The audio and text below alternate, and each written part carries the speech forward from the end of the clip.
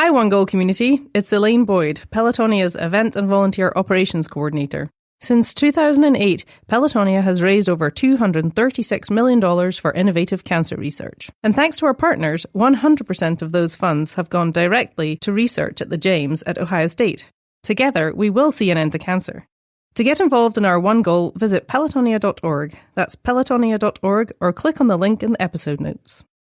This podcast is powered by Pelotonia. To learn more about our Goal 10 cancer, visit pelotonia.org or see the link in the show notes. It's really an unbelievable experience. And the stories that I've heard over the years that I've ridden Pelotonia are just incredible. Pelotonia has been an unbelievably successful event that has really helped the cancer hospital get to where it is today. Welcome to One Goal, a storytelling podcast from Pelotonia. We're a passionate community dedicated to funding innovative cancer research. I'm your host and president of Pelotonia, Joe Apgar. Your journey with us to the finish line begins now. Pelotonia is powered by an unstoppable community, and it's through research we will see an end to cancer. We want to thank our major funding partners for making all of this possible: the American Electric Power Foundation, Bath & Body Works, Huntington, Peggy and Richard Santulli, and Victoria's Secret. When you're done experiencing this episode, we'd be honored if you would leave a review and share it with family and friends. This really helps extend the impact of this series and helps further our One Goal. Thank you. And now, on to the episode.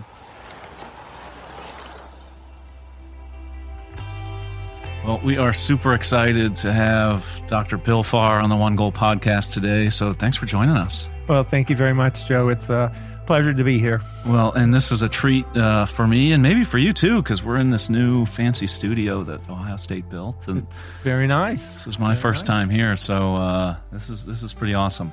They don't have any Pelotonia green, though. No, maybe we can leave a magnet or something, but I think we've got a pretty awesome episode in front of us today, and really want to just start, go through your life and career and some of the things that you've learned and people you've met, but sort of by way of introduction, why don't you give the audience a little bit about just who you are, where you grew up, what you do now? Well, I decided to go in medicine many years ago. I grew up in Aurora, Illinois, and besides participating in sports, I worked at our local hospital every summer. I worked there like 3 summers and did a little bit of everything. And really at that time, I got to know one of the doctors very well, who was a friend of the family, that I really wanted to go into medicine.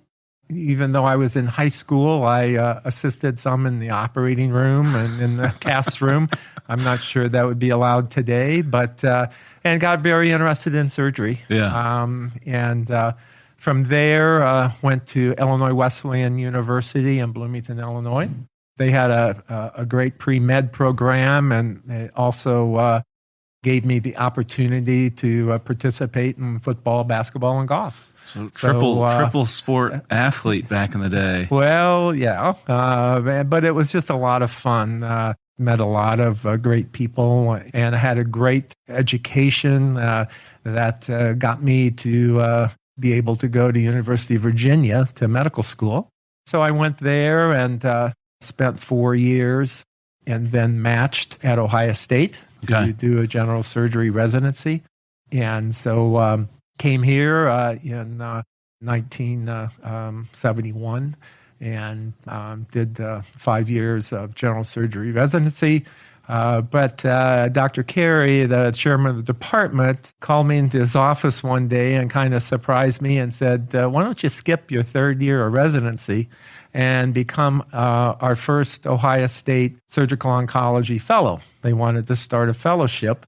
So this would have been your first time getting into sort of the cancer world at this point. Yeah, I did not. My plan at that time was to return to Aurora, Illinois once I finished my residency and be a general surgeon. Yeah, work in the operating room with a license. Yes, that would have been probably better. But anyway, They wanted to start a fellowship, and it was sort of late in the year to go and do a match or anything. So I dropped out of my residency for a year and spent a year doing surgical oncology. And it was truly a blessing. I got to work all year with Dr. Arthur James, who most people know around here because of the James Cancer Hospital. Yeah. Wow. But it was a great year, and really confirmed for sure that I wanted to go into surgery, and really pointed me the direction of surgical oncology. What was it about cancer and surgical oncology different than just sort of the general surgery you had been doing? You know, what I learned that year was just the question that you just presented. There's a huge difference. Yeah. And the big difference is that you join with a patient on a journey. And that journey starts when they're diagnosed with cancer, and the journey ends hopefully when they're cured. Yeah. And I really enjoyed working with Dr. James and seeing how he interacted with patients and really helped them along through their journey. Many people, as you know, get recurrent, whatever type of cancer it is. So you need to help them through the journey, and I found that was a very worthwhile endeavor and something that I wanted to do. Yeah. So this was in the early 70s. Were you specialized in any type of cancer at this point, or were you doing surgeries on all different types of cancer? At that time, we were doing really most types of surgery. So I was not specialized in anything at that time. I was just doing my training. And then once I finished my residency at Ohio State, Dr. James suggested that I go to Memorial Sloan Kettering Cancer Center in New York City and do a 2-year fellowship there. Did he know someone there? He knew he had gone there back in the late 40s. Wow. And had stayed in touch with almost everyone at Memorial. So I think he had a little pull to get me in. Because when I asked him how I go about getting in, he said, "Don't worry about it, you're already in." So I knew he had some connections. Yeah. But it was probably the best 2 years that I've ever had in medicine, working with really world-renowned surgical oncologists as well as medical oncologists. And that 2 years really convinced me that working in surgical oncology was what I wanted to do. So what year did you return back to Ohio State? 82. So you returned in 82. I mean, everybody knows the James, you know, especially locally, just as this amazing institution and hospital. I don't know that people always put sort of the face to the name, if you will.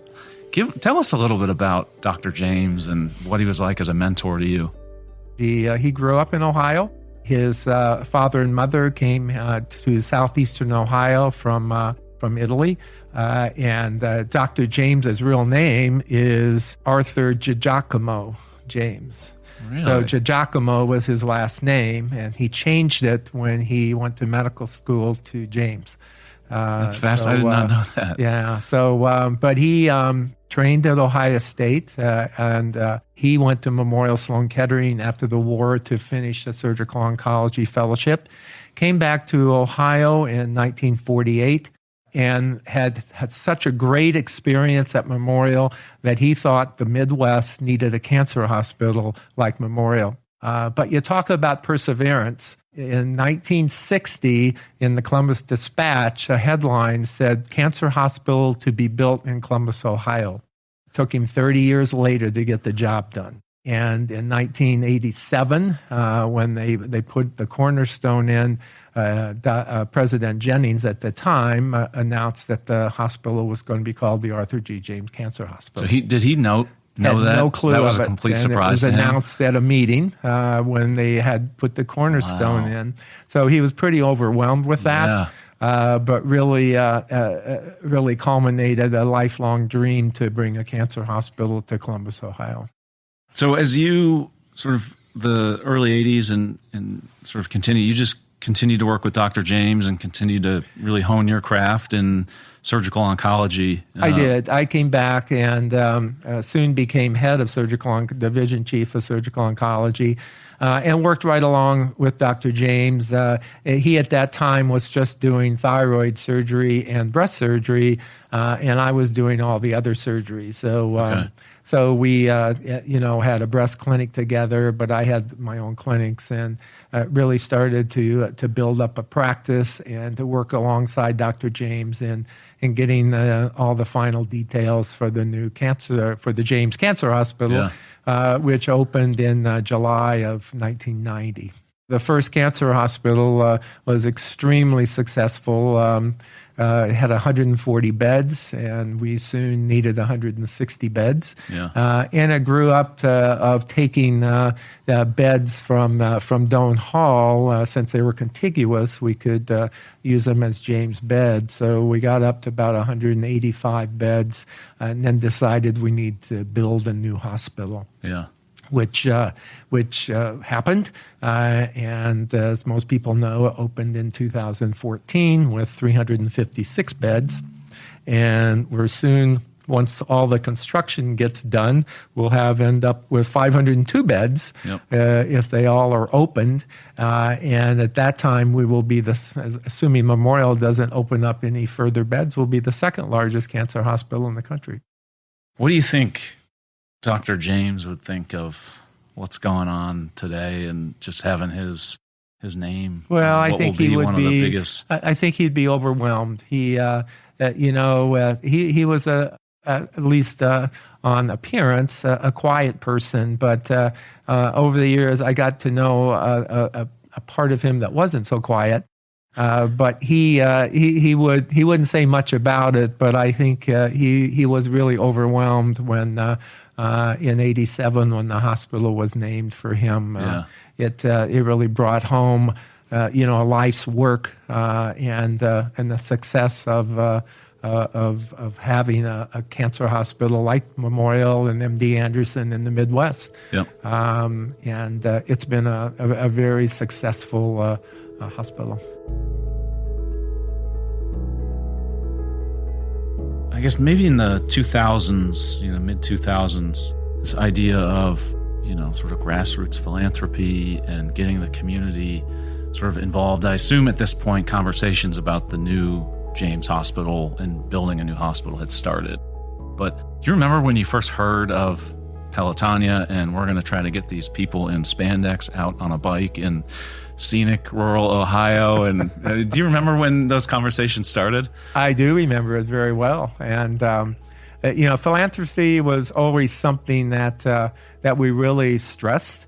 I mean, that was a big part of the James Cancer Hospital and Solove Research Institute. Mr. Solove probably was one of the first people to donate. Actually, Dave Thomas donated in '63, 27 years before the hospital opened, a fund from Wendy's to help pay for the cancer hospital. Wow. And so he was the first person to donate, but Dick Solove came soon after him, and there was a whole group of those leaders of Columbus that really jumped in and really helped support the cancer hospital get off the ground.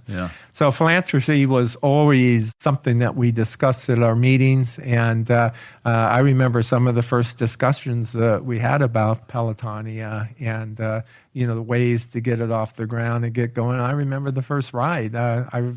Both my wife and I have ridden in all the rides. Every year. Yeah, the first year we did 25, not knowing if we'd make it or not.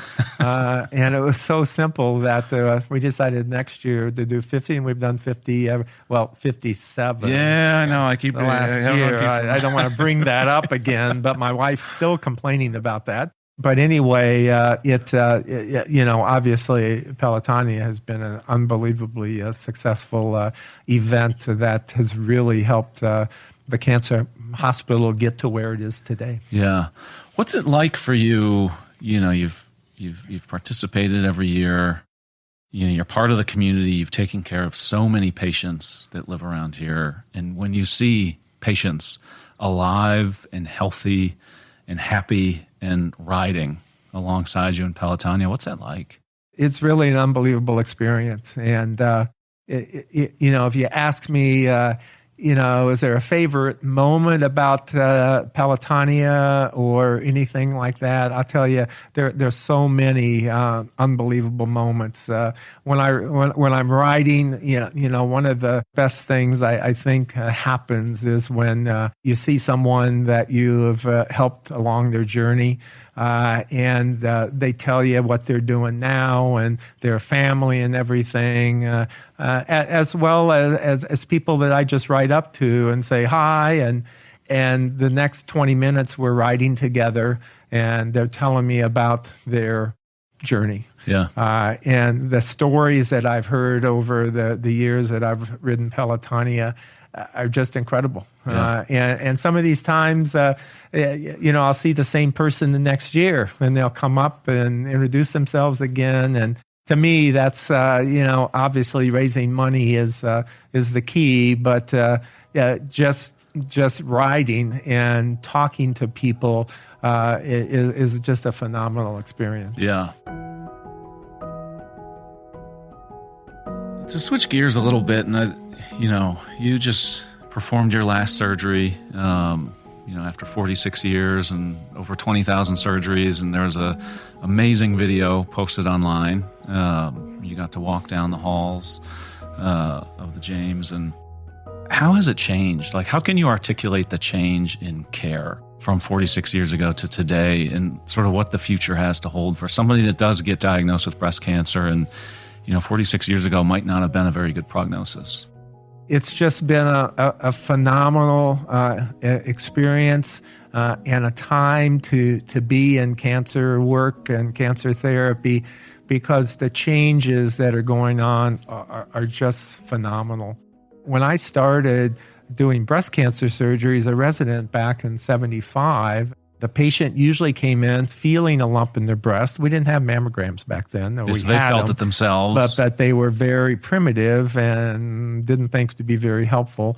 So they had a mass in their breast. We would take them to the operating room, take the mass out, send it to pathology, and if it was cancer, do a radical mastectomy, which involved removing all the breast tissue, all the muscles of the chest wall, and all the lymph nodes under the arm.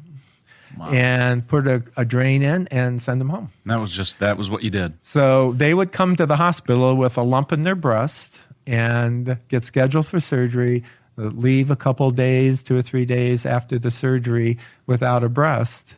Wow. And they didn't get to think about it. They didn't there was no reconstruction options. There was really no other treatment. There was one chemotherapy drug that sometimes we used, and that was it. So let's fast forward to 2022, where a patient comes in, usually diagnosed because of an abnormal mammogram. Tumors are a lot smaller, much easier to take care of. Because you catch them earlier. And we do a needle biopsy, usually, hopefully, the day that we see them and look at their films and everything. And that needle biopsy tells us what kind of cancer it is.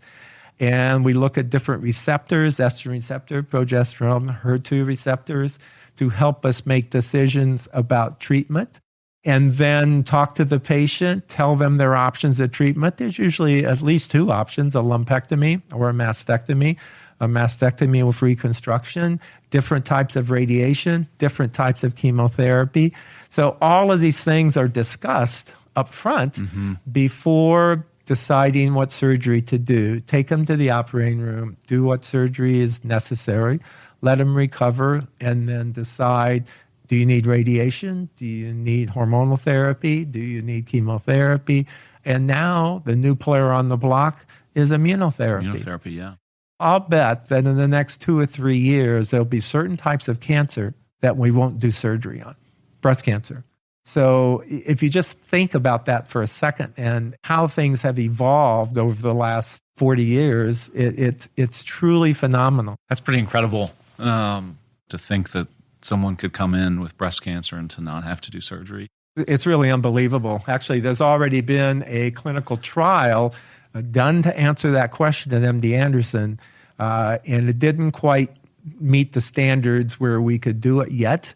But when we start using more and more immunotherapy, which means we're giving drugs to have your own body kill the disease or whatever, it won't be too long where that will be an option. One of the things you mentioned earlier was one of the big differences between general surgery and sort of oncology was being along for this journey, sort of with a patient. And, as you reflect upon that and having been on, thousands of journeys with people in your career, what's it like to be able to say to someone they have options and, knowing that years ago, decades ago, there was one path and it was surgery and it wasn't pretty. And now it's, potentially a menu of options, and that you can now focus on something that I feel like you really care about, which is quality of life. What's that like for you? It's really a tremendous feeling because we know that there are a lot of people that, don't need to have a debilitating mastectomy. And even if they do, we've got such good reconstruction efforts. But now, and this is most cancers, I'm just referring to breast because that's the one that I'm most familiar with over the last 10 years. But when a patient comes in having been diagnosed with breast cancer, they just don't see a surgeon. They see a medical oncologist. They see a radiation oncologist. They see be seen in our survivorship clinic, and they see a plastic surgeon. And so, and a lot of these we provide for the patient the same day that they come to the breast clinic. So it's a team effort, and I think that really helps our patients to get the perspective of how their journey is going to happen. And I'll tell you, I can't tell you the number of people that, a lot of breast cancers are hereditary. And so not so much anymore because I'm getting older, I guess. But back when I was starting to do this, there were so many patients that would come in that would tell me, well, my mother had breast cancer, and I don't want to have to go through what she went through. And when they find out that, no, they don't have to. They can do less, have a lot safer drugs, and get an overall better result. It's like someone turns the light bulb on.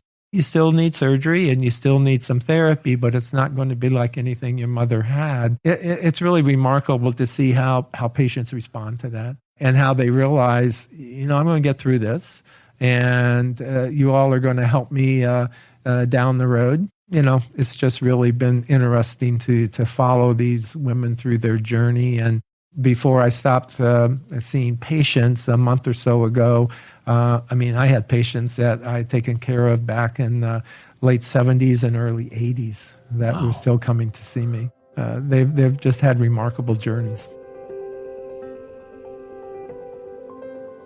So you're retiring this summer as sometime, the CEO of the James. And do you ever step back and reflect on, Dr. James was your mentor. You wanted to end up in Aurora, Illinois at a hospital and doing general surgery. And here you are leading one of the world's best cancer institutions in a building named after your mentor. Do you ever just sit back and think about that?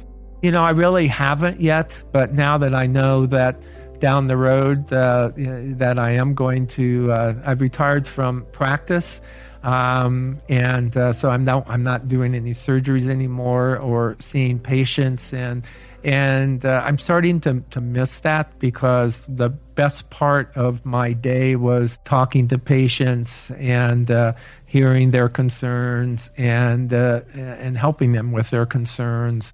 To me, that's what was the best part of my career is just helping patients through their journey. And yes, I love doing surgery. Obviously, I did quite a few, and I've done them for quite a while. But seeing the patients, being in clinic, and helping them through their issues and their problems has been a remarkable time to do what I did. Yeah. And I probably wouldn't change that for anything. I think back a lot about Dr. James, and I sort of followed what he told me to do.